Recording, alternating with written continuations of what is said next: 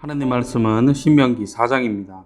신명기 4장 9절부터 우리 14절까지 말씀입니다. 신명기 4장 9절부터 14절까지 말씀 우리 한 목소리로 읽도록 하겠습니다. 다 같이 읽습니다. 시작. 오직 너는 스스로 삼가며 내 마음을 힘써 지키라. 그리하여 내가 눈으로 본 그 일을 잊어버리지 말라. 내가 생존하는 날 동안에 그 일들이 내 마음에서 떠나지 않도록 조심하라. 너는 그 일들을 내 아들들과 내 손자들에게 알게 하라. 내가 호렙산에서 내 하나님 여호와 앞에 섰던 날에 여호와께서 내게 이르시기를 나에게 백성을 모으라.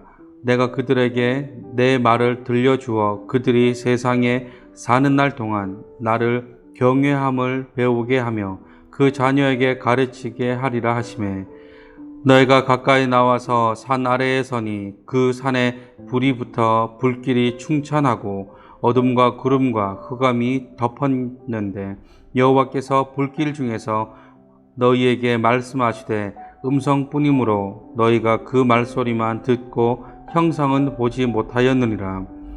여호와께서 그의 언약을 너희에게 반포하시고 너희에게 지키라 명령하셨으니 곧 십계명이며 두 돌판에 친히 쓰신 것이라. 그때에 여호와께서 내게 명령하사 너희에게 규례와 법도를 교훈하게 하셨나니 이는 너희가 거기로 건너가 받을 땅에서 행하게 하려 하심이니라. 아멘. 오늘도 하느님을 예배하기 위해 이 자리에 나오신 여러분들을 주님의 이름으로 환영하고 축복합니다. 오늘은 내 마음을 힘써 지키라 라는 제목으로 말씀을 나누길 원합니다. 저와 여러분들이 어떤 책을 읽을 때 유념하셔야 할 것 중 하나는 그 책을 기록한 저자의 의도와 목적을 파악하는 것입니다. 다시 말해 이 저자가 이 책을 기록한 의도와 이 책을 통해 무엇을 말하고 싶어 하고 어떤 이야기나 교훈을 알려주고 싶은지를 알고 이 책을 접근하면 그 책에 대한 이해가 더 쉽다라는 것입니다. 지난 시간에도 말씀드렸듯이 그냥 읽는 것과 알고 읽는 것의 차이라고 할 수 있을 것 같습니다. 또한 이 사실은 일반적인 책뿐만 아니라 성경도 동일합니다. 지금 우리가 읽고 있는 이 성경이 어떤 의도와 목적을 가지고 있는지 안다면 그 성경을 이해하기가 더 쉬워진다는 것입니다. 이런 측면에서 볼 때 저와 여러분들이 지난 몇 달 동안 신명기 말씀에 대해 계속해서 살펴보고 있습니다. 신명기 1장 말씀부터 4장 초반부라 할 수 있는 4장 8절까지의 말씀들을 살펴보았습니다.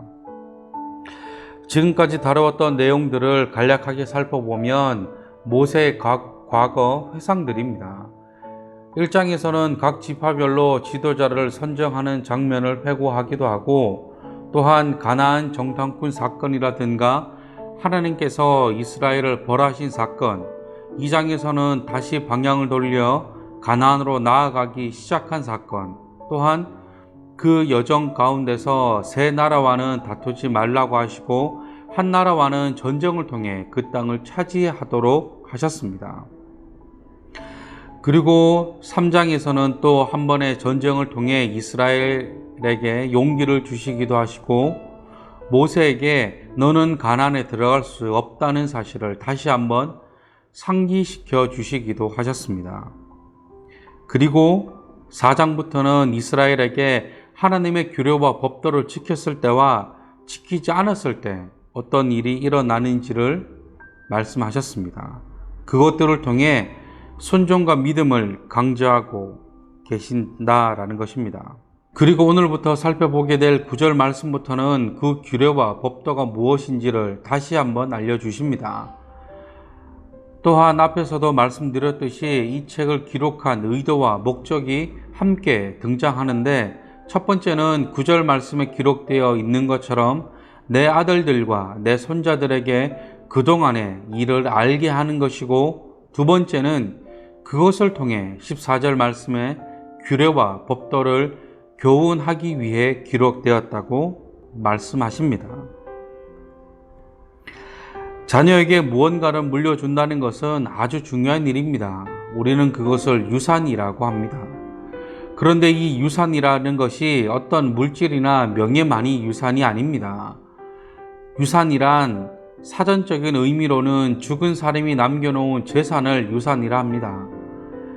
그러나 반드시 기억하셔야 할 것은 저와 여러분들이 물려주어야 할 진짜 유산은 물질이나 명예가 아니라 신앙이어야 합니다.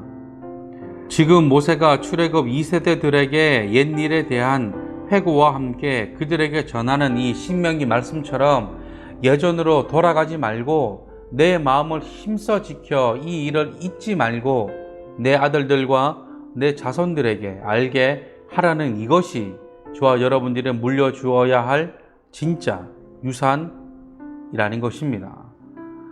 물질적인 금수저도 중요하고 좋은 것이지만 진짜 우리가 자녀들에게 하나님 앞에 바로 서게 하기 위해서 우리가 물려주어야 할 것은 신앙입니다. 옛말에 자녀는 부모의 등을 보고 자란다라는 말이 있습니다. 저도 그렇지만 자녀를 키우시는 우리 부모님들은 다 공감하실 것이라 생각합니다.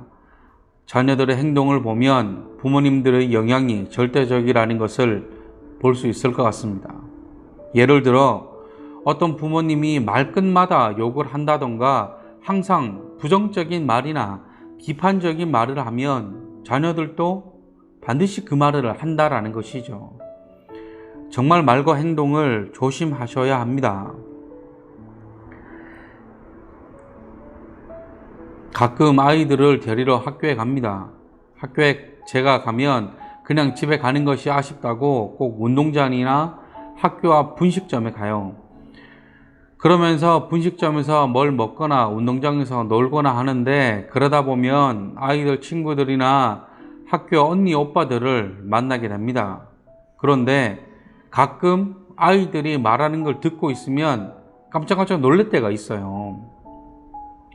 정말이지 무슨 초등학생이 뭐 저렇게 욕을 할까? 아마 여러분들도 그러실 거라 생각합니다. 길을 가다가 어디 가서 아이들이 말이나 행동이 좀 지나친 것을 보면 어떤 생각을 하십니까? 쟤네 부모님은 뭐 하시는 분이지? 이런 생각을 하실 겁니다.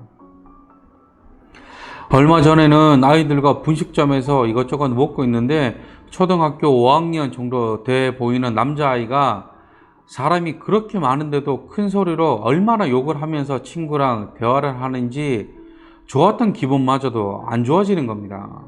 그래서 참다 못해 그 남자아이에게 여기 동생들도 있는데 욕을 하지 말라고까지 말을 했었습니다. 사랑하는 우리 부모님 여러분, 정말 말과 행동을 조심하셔야 합니다. 이것은 저도 마찬가지입니다. 저도 말과 행동을 조심해야 하죠. 또한 신앙도 마찬가지입니다.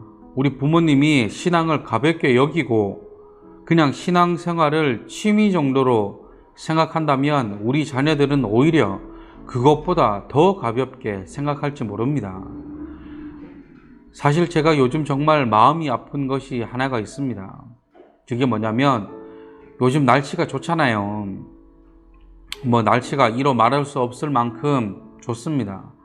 그래서 놀러 가기가 딱 좋죠. 그런데 간혹 이 코로나를 핑계로 주일날 예배 안 드리고 놀러 가시는 우리 성도님들 계세요. 가끔은 그럴 수 있다고 생각합니다. 그런데 자주 그러시면 안 됩니다. 그것은 예배를 가볍게 여기는 것이고 무엇보다 내 자녀가 그것을 보고 자란다라는 사실입니다. 그런데 부모인 나는 신앙을 그렇게 생각하면서 자녀는 하나님 안에서 바르게 자라기를 원한다. 그것은 모순이 있는 생각입니다. 정말 내 자녀가 바르게 크기를 원한다면 뭘 강요하거나 강제로 뭘 시키는 것이 아니라 부모인 저와 여러분들이 먼저 하시면 됩니다. 그럼 자녀들은 자연스럽게 여러분들처럼 하나님의 사람이 될 것입니다. 제가 지난 2주간에 걸쳐 하나님의 규례와 법도를 지켜야 한다는 것을 말씀드렸습니다. 이 사실을 알고 있는 저와 여러분들이 먼저 행하시고 본문 14절 말씀처럼 내 자녀에게 교훈되어야 합니다. 나는 지키지 않으면서 자녀에게 강요만 하는 것이 아니라 나 먼저 실천한 후에 내 자녀에게 교훈해야 한다라는 것입니다. 그렇다고 한다면 오늘 하나님께서 모세를 통해 규례와 법도 자녀에게 알게 하라고 명하신 이 규례는 무엇일까? 오늘 본문 4장 9절부터 14절까지 말씀은 모세 자신이 경험한 체험인 출애굽기 19장에 등장한 떨기나무 불꽃 가운데 만났던 하나님께서 말씀하셨던 그 일에 대한 회고입니다. 그곳에서 하나님께서 모세에게 가르치신 규례는 18절 말씀에 형상을 만들지 말라라는 것입니다. 그렇다고 한다면 저와 여러분들은 하나님께서 왜 우상을 만들지 말라고 하셨는지 그 의도와 목적을 파악할 필요가 있습니다. 오늘 신명기 4장 말씀을 통해 하나님께서 왜 어떤 형상이나 우상을 만들지 말라고 하셨는지 알아보기를 원합니다. 우상을 만들지 말라고 하신 첫 번째 이유는 미혹될까 염려하셨기 때문입니다.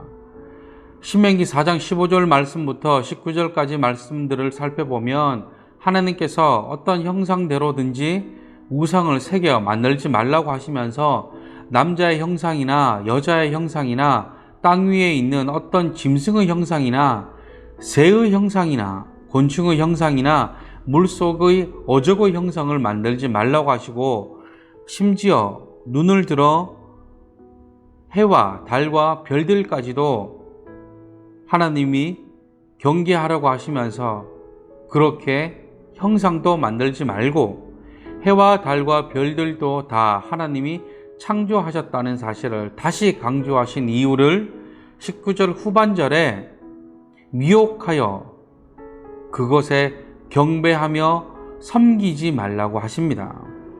다시 말해 미혹될까 염려하신다는 것이죠.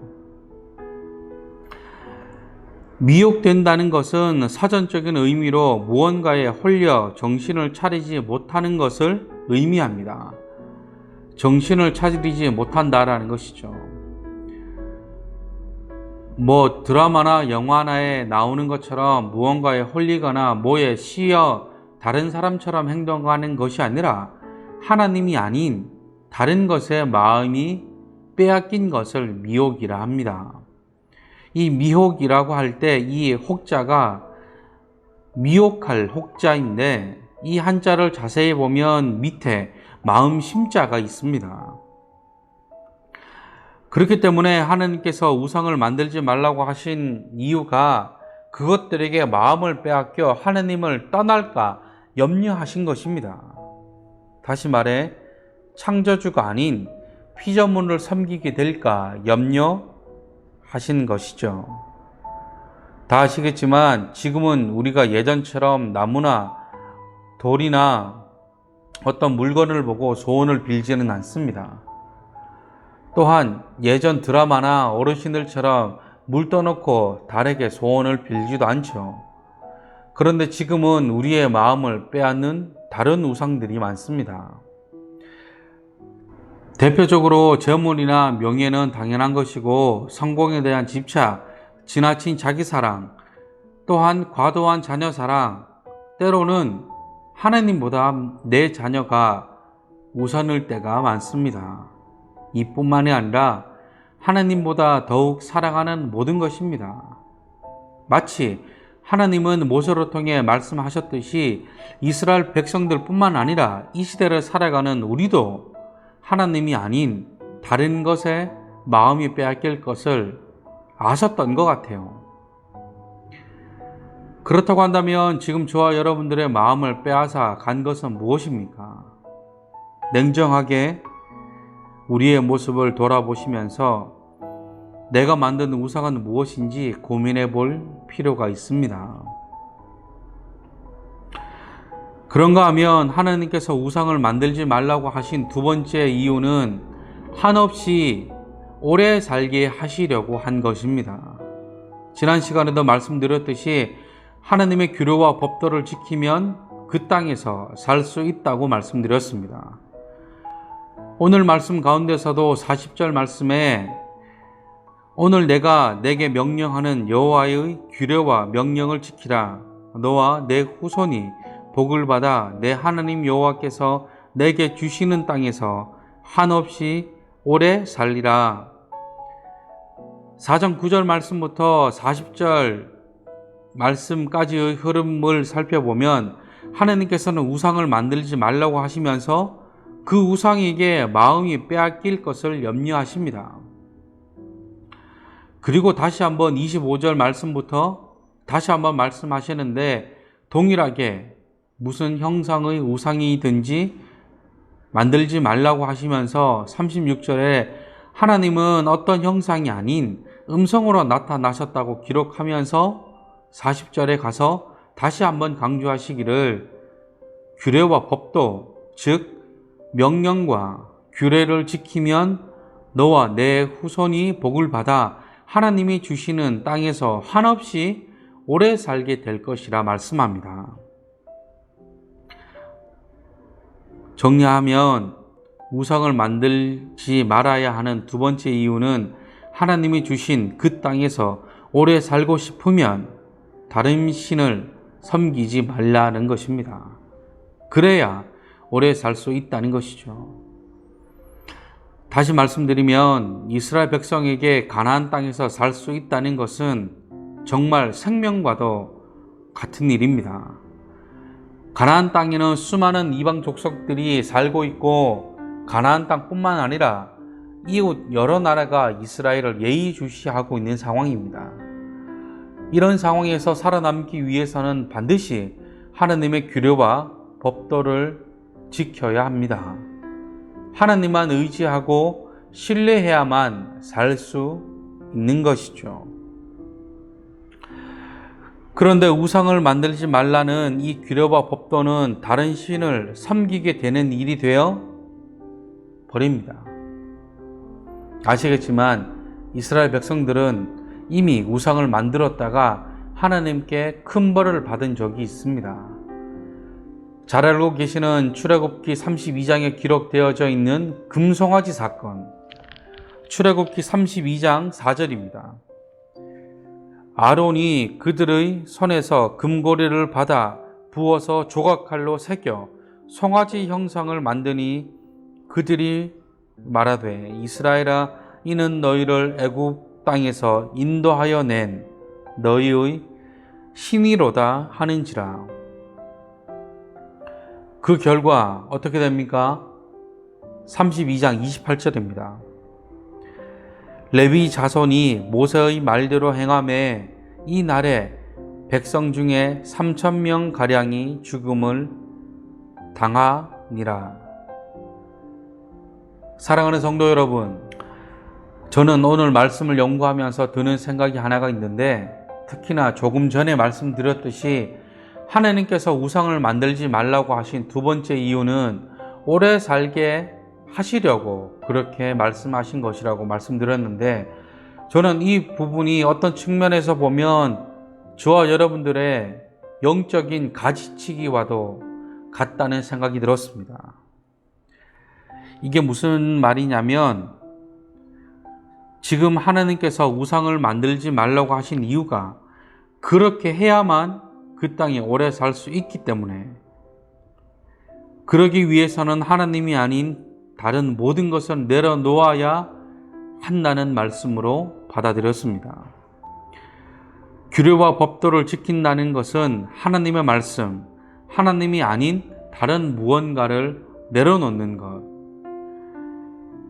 저와 여러분들도 이 땅 가운데 평안을 누리고 하나님과 동행하는 삶을 살기 위해서는 하나님보다 우선시 여기는 것들을 내려놓아야 합니다. 그것이 나의 평안이나 나의 유익이라 할지라도 하나님보다 우선된다면 내려놓아야 한다는 것이죠. 그것이 저와 여러분들이 오래 살 수 있는 비결입니다. 모든 일에는 규칙과 법이 있습니다. 그 규칙과 법을 어기게 되면 반드시 그에 대한 대가를 지불하게 됩니다. 이처럼 이스라엘 백성들이 하나님의 규례와 법도를 지키지 않는다면 그 땅에서 오래 살 수 없는 것이죠. 그 출발이 우상을 만들거나 다른 것에 마음을 빼앗기는 것입니다. 하나님이 아닌 다른 것을 사랑하게 되는 것이죠.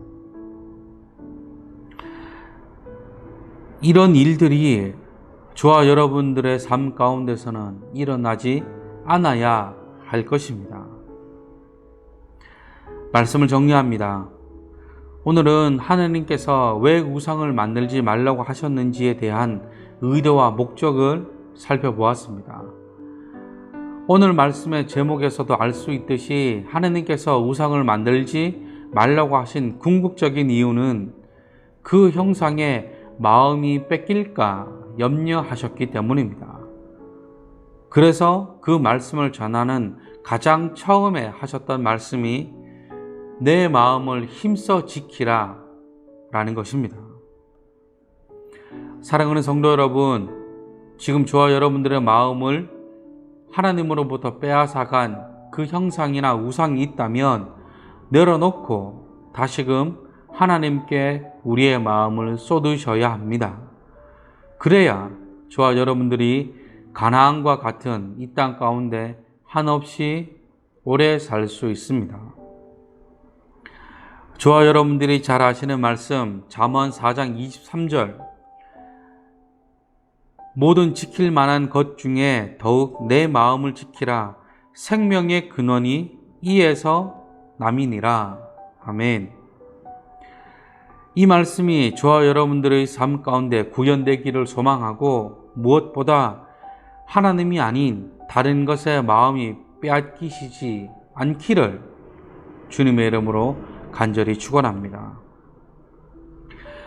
우리 이 찬양으로 저와 여러분들의 결단을 올려드리셨으면 좋겠습니다. 다 아시는 찬양이라 생각합니다. 주만 바라볼지라. 이 찬양, 너는 어느 곳에 있든지 주를 향하고 주만 바라볼지라. 이 찬양의 고백이 저와 여러분들의 고백이 되기를 소망하는 마음으로 우리 하나님 앞에 나아가시겠습니다. 찬양하시겠습니다.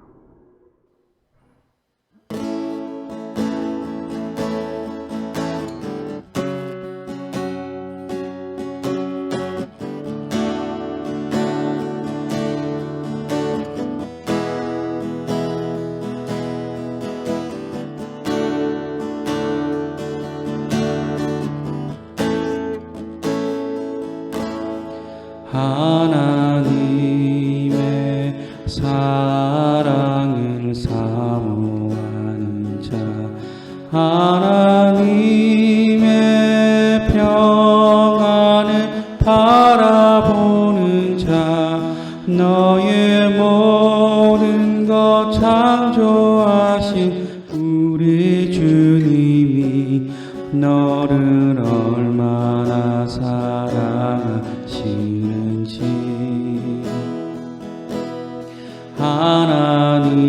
하나님께 찬양과 경배하는 자, 하나님의 선하심을 닮아가는 자, 너의 모든 것 창조하신 우리 주님이 너를 자녀 삼으셨네.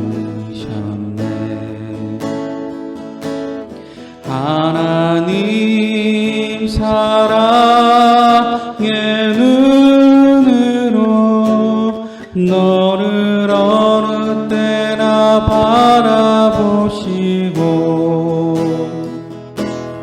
하나님인 자 한 귀로서 언제나 너에게 기울이시니,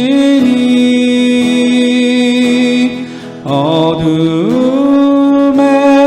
밝은 빛을 비춰주시고 너의 너의 작은 시름에도 응답하시니 너는 어느 곳에 있든지 주를 향하고 주만 바라보지라.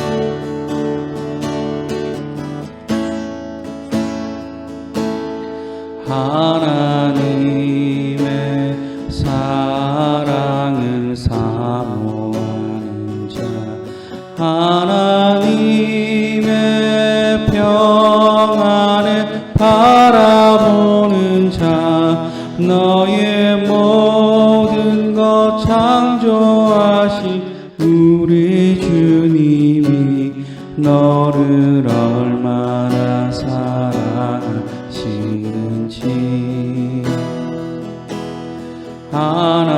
하나님께 찬양과 경배하는 자, 하나님의 선하심을 닮아가는 자, 너의 모든 것 창조하신 우리 주님이 너를 자녀 삼으셨네. 하나님 사랑의 눈으로 너를 어느 때나 바라보시고 하나님 인자 한 귀로서 언제나 너에게 기울이시니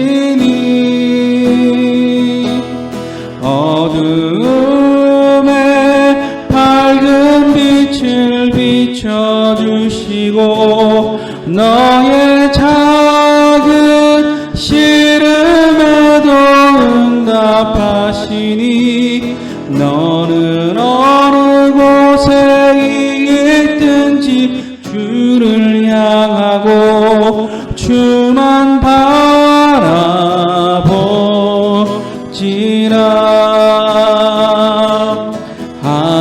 하나님 사랑의 눈으로 너를 어느 때나 바라보시고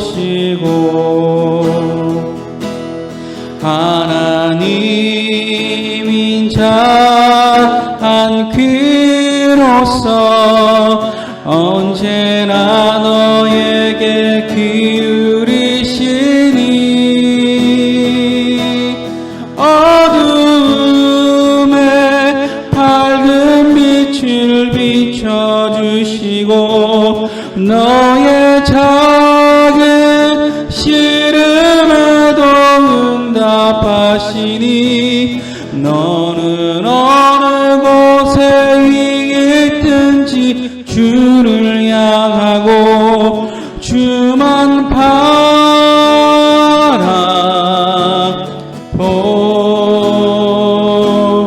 바라보지라.